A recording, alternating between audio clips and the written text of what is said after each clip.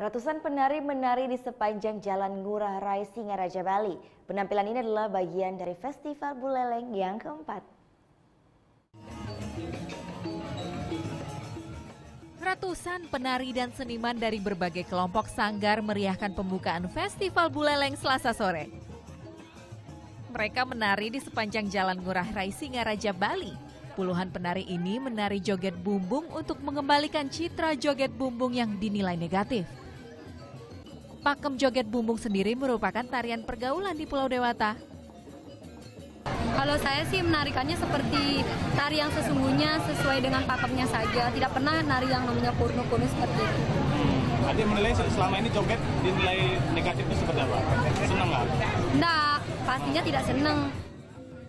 Warga dan wisatawan pun diajak menari bersama. It's really cool. A lot of dancers. It's really fun to look at. A lot of locals as well. It's really nice to see. So I really love it there. You happy?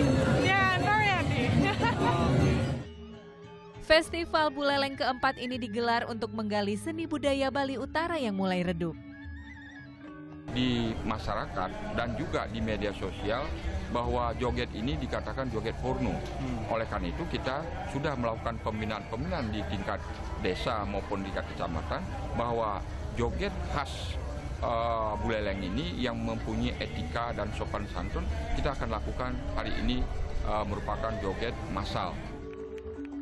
Selain joget bumbung, puluhan penari juga menari legong tombol. Tarian dari Kabupaten Buleleng ini sudah ratusan tahun tidak ditarikan. Kini, tari legong tombol direkonstruksi oleh seniman Buleleng. Selain itu, ada juga penampilan musik tumbuk yang dibawakan oleh ibu-ibu yang sedang menumbuk padi. Buleleng Festival akan digelar selama 4 hari. Putu Wijana melaporkan untuk NET.